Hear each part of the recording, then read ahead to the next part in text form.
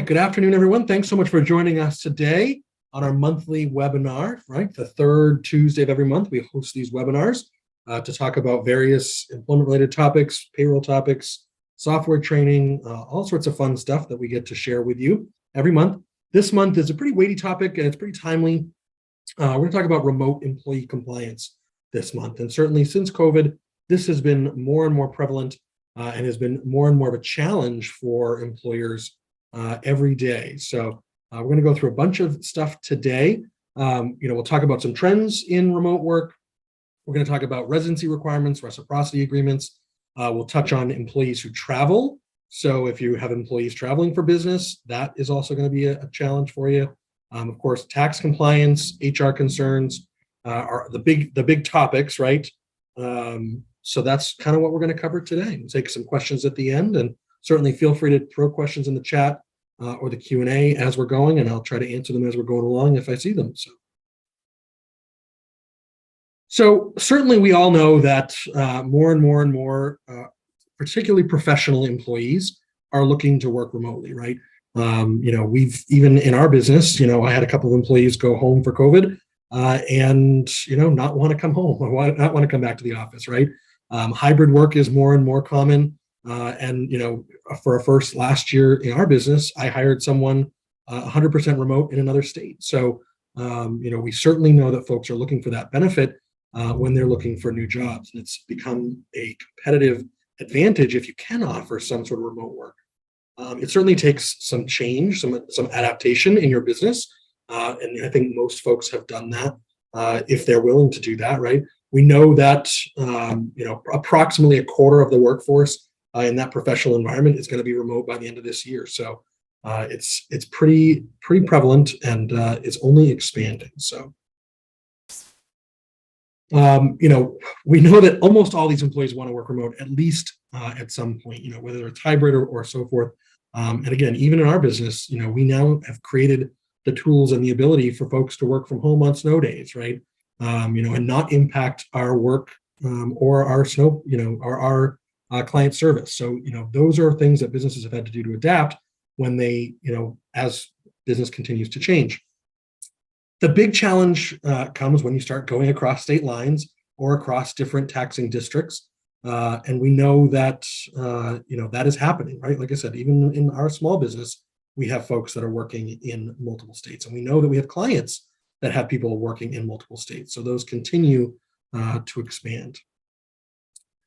So let's talk about that. Let's talk about what happens when you have an employee working in another state or a different taxing district, because sometimes within states, there are certain states that have different taxing districts, local taxes, and school district taxes within that. So when we talk about residency, right, where are you working? Payroll tax, HR laws, labor laws, and so forth are all based upon where the employee is physically working. So if you are working in Massachusetts today and Maine tomorrow, your tax liability is in Massachusetts today and Maine tomorrow. That's pretty clear across the board, right? And whether they're working full-time in a different state or part-time, it's really incumbent upon you as an employer to keep track of where they're working, because the tax liability for both the employer and the employee is dependent upon that location. So once an employee crosses into another state and starts working in another state, the employer must set up state income tax withholding accounts, right? For the employee, right? The employee is required to pay state income tax if there is an income tax in that state. They're working in Florida or one of the 13 states that doesn't have income tax, that's not an issue. But certainly, if they do have income tax, you as the employer must set up those tax accounts in those states. That also applies for unemployment and any local tax contributions where they may be applicable. So unemployment's pretty consistent across every state. If an employee is working in that state, they must contribute, you as an employer must contribute to their unemployment account. There are credits if an employee is working in multiple states. If you've reached the cap in one state, you can apply that as a credit towards another state. Again, another taxing challenge, right? But you do have to apply and report those wages to those states, because if an employee does separate and goes to file for employment, they're going to need those records in order to do that. Don't forget, again, an HR kind of piece, if you have an employee working in another state, you want to make sure your workers' comp is going to cover them in that state. So you want to talk to your insurance agent and say, hey, we have an employee working in Florida or California or wherever, and we need to make sure that their wages are being reported appropriately and that you have coverage in those states. Unfortunately, just like everything else, in some states have higher insurance rates than others. So certainly consider that as you are hiring folks in other states. Don't forget, when an employee is working somewhere else, the local and state labor laws also apply to that. So if there are state or local minimum wages that you need to be worrying about, there could be paid family medical leave, another thing, and any other labor law that goes into effect, you have to really keep an eye on and you have to comply with. So when we talk about other tax issues, this is a question for your CPA, quite frankly, but things to think about. If you have a remote employee working in another state, it may create a nexus for your business, and it may create other tax liabilities for your business. Every state's a little different, depending on what you're doing for a service or a product. It may create, gross receipts tax or sales tax or local business tax. If you are a pass-through entity, you may have income tax issues. These are also other things that, to consider as you have employees working in other states. Talk to your CPA about these because, again, depending on the work that employee is doing in those states, it may create some other tax issues for you other than just payroll tax and labor law issues. So let's talk about some reciprocity agreements. So there are some states that allow you to have reciprocity in taxing. So, for example, Pennsylvania has agreements with a number of states. If someone lives in Pennsylvania but works in Maryland, they only pay the tax in Pennsylvania. So that's a really nice benefit in many of these states, and certainly keeps the employer off the hook in some of these situations, and it makes it easier for the employee. Because remember, every time an employee goes in a different state, they are going to need to pay tax in that state. It's going to complicate their tax return and their tax situation as well. So if you live in a state with reciprocity with other states, and you're working in one of the other states with a reciprocity agreement, you can avoid having to worry about those other taxes. So I will tell you that there are no Northeast states that have reciprocity agreements. So and usually they're reciprocity agreements with localized states, the bordering states around you. It's not like Maine's going to have a reciprocity agreement with New Mexico or anything like that. But these do exist in certain states. So if you have people working in those states, they're only paying the tax where they live rather than where they work, right? So some states this is a benefit, but unfortunately in the Northeast, we don't have that benefit. I don't see that anywhere in the legislative body or anything happening with that. So when we when we move people around, it creates other human resources issues, right? So your benefits coverage, we talked about workers' comp, right? That's one insurance. However, your other insurances, your health insurance, dental insurance, retirement plans, time off laws, all that kind of stuff kind of comes into play as well. If you have Maine Community Health Options for your health insurance, it's likely that you may not have great coverage if your employee is working in California. If they're enrolled in your Maine Community Health Options plan, they may not have in-network doctors in California or wherever else. So it becomes a little bit more of a challenge for you as you're shopping for your benefits when, as far as figuring that out. So keep that in mind as well. Retirement requirements. We certainly know many states are starting to implement retirement plan requirements, including our own. So keep that in mind. Earned paid leave laws, paid family medical leave. These are all items that you really need to think about and make sure that you're complying with. We talked about minimum wage, overtime laws. There's a lot of states that have overtime laws as well to work on. All things you need to think about as you are hiring employees in other states. Again, we talked briefly about the labor laws, but we know minimum wage, overtime. Certain states have training requirements. If you are advertising a remote position, many states now have pay transparency laws as you're advertising those positions. So you need to post salary requirements and so forth in the job description online or wherever you're advertising that position. So there's a lot more to think about as you're doing this. Certainly labor law posters, in Maine, The state's not super strict with these labor law posters. We all know we need to have them up in our offices and locations. You can get all the labor law posters for free on our website under the resources tab. Don't go pay for them. Some of these people will pay, $100 a year. We link to the state's websites. In every state we have clients we've put a link to their state labor law posters as well. So you can grab those. Many states allow you to provide those electronically as well. There are some services that will allow you to an employee to log in and get the most recent labor law posters. Those services obviously cost as you're doing things. So, think about that as well, the cost of doing that. Obviously, as you're working on this, make sure you update your handbooks. Want to make sure that your handbook is applicable to all of the states where your employees are working, right? We want to make sure all the laws and the requirements are mimicked in your policies in your handbook for wherever they're working, right? If you have an employee in California, I promise you your handbook just added 20 pages because the number of labor laws that they have in California increases exponentially every year.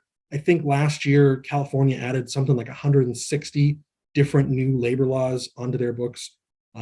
Pretty significant. A lot of them are industry specific, but still, though there are states out there, New York, California, Illinois in particular, that are hyperactive in regulating, and those are all things that you got to kind of keep in mind as you have folks working remotely.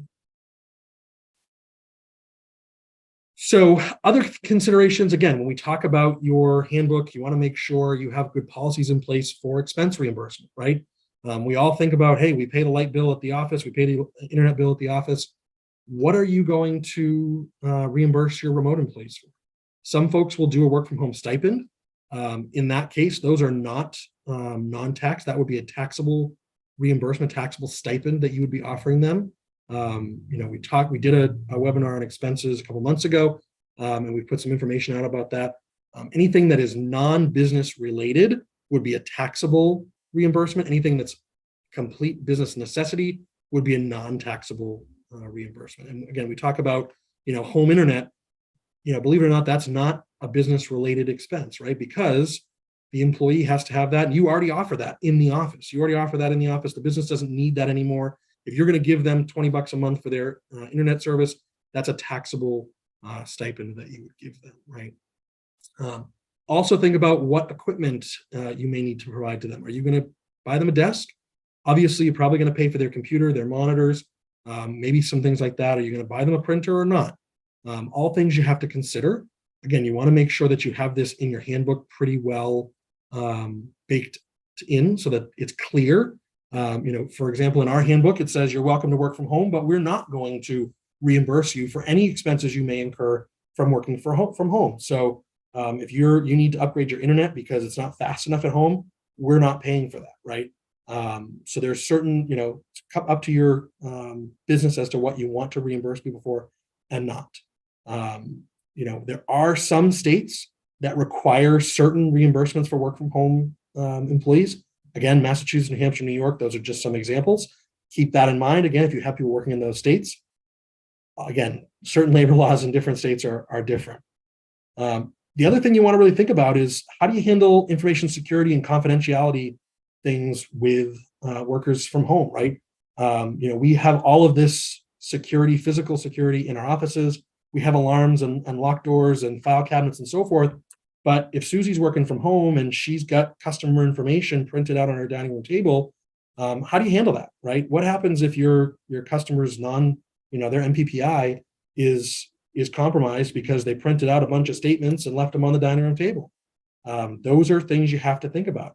Similarly, we all have firewalls and security in place in our physical locations, but that may not be true with your remote workers.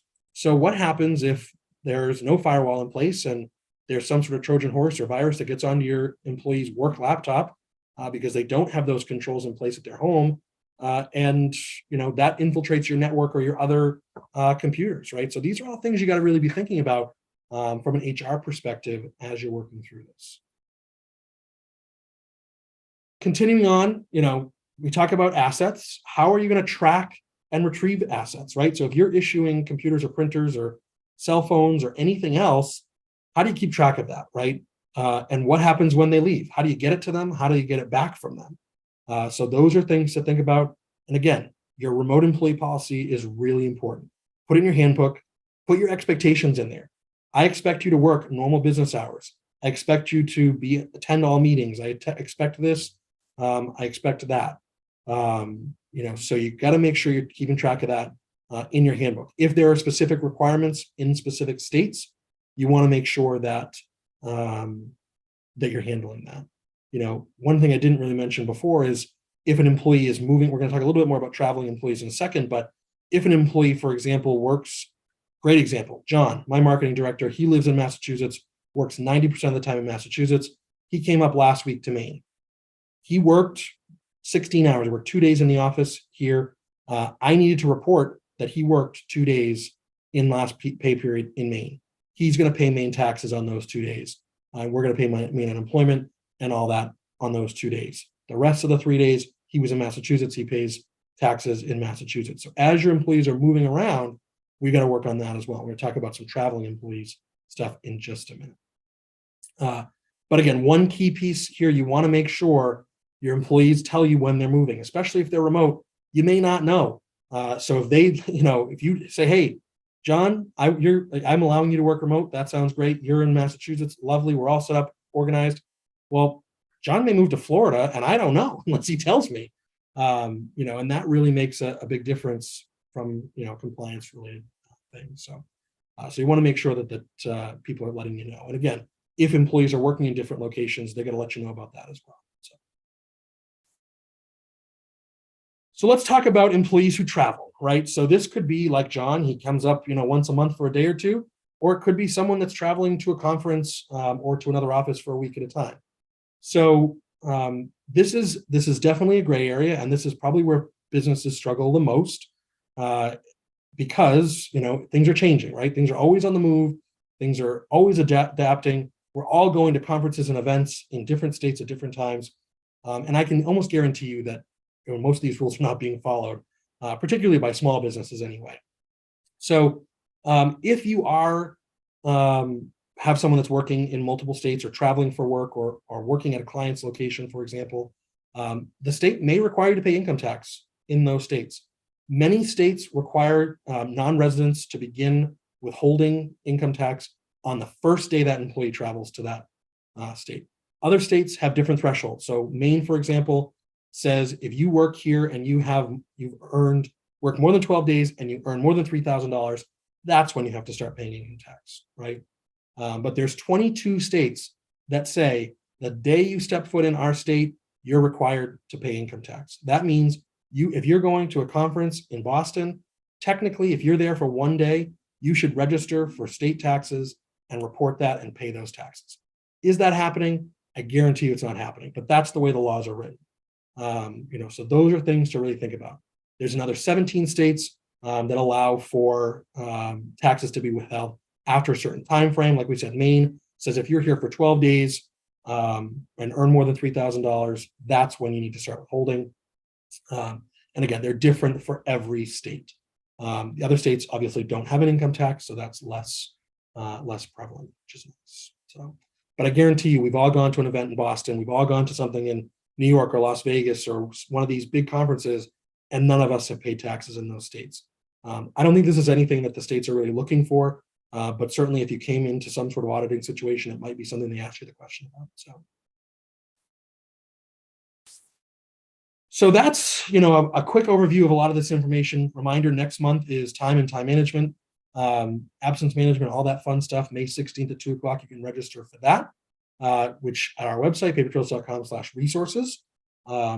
We will be turning this webinar and all this information into an ebook, and we'll be publishing that on the website shortly. Keep an eye out on the newsletter for that. We're going to go a little more into depth and detail on some of these things. I know it's a pretty weighty topic. Certainly none of us like to deal with all this stuff. As we have people working in different states, it creates more headaches for all of us. So but unfortunately, since COVID and especially since COVID, the desire is there, the ability to recruit talent is there.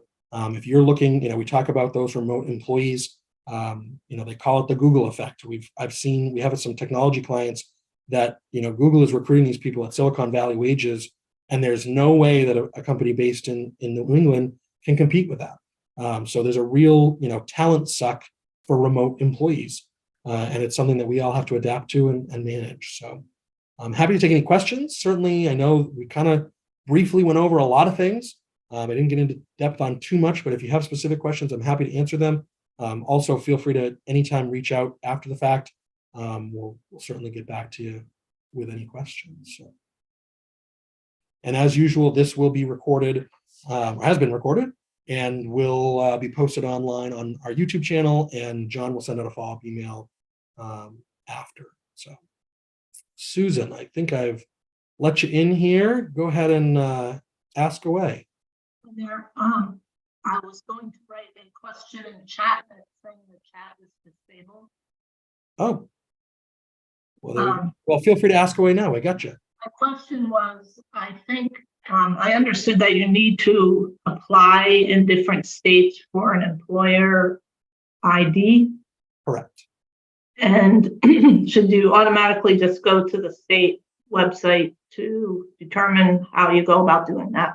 Yeah, absolutely. So every state's a little different, unfortunately, right? So, I would start by Googling that state's, whatever state revenue, state unemployment, they usually have directions on those pages. We have a couple of resources that we use internally with specific instructions on how to register in each state. So certainly, I think Katie's been working with you on some of that stuff. Yeah. Get you some specific information if there's some different states that you are looking at specifically. I have a website that we use that has a little bit better instructions, at least points you in the right direction when it comes to those kind of things. So, because we too are learning all these different states. So as we've had clients that are moving around, we all of a sudden have to learn Texas, or we all of a sudden have to learn this state. So it's definitely been a change in our business. We used to only do, Maine, New Hampshire, Massachusetts, and now we do 30 something states taxes as well. So it's definitely not only a challenge for the employer, but for us as we continue to have our clients expand. So, any other questions? All right, I'm not sure why the chat is disabled. I'm going to look at that after the fact, but again, this has been recorded. It'll be posted online in the next day or so. John will send out a follow-up email, and we should be good to go. Again, hope to see you all next month for time and attendance, and we'll talk to you very soon.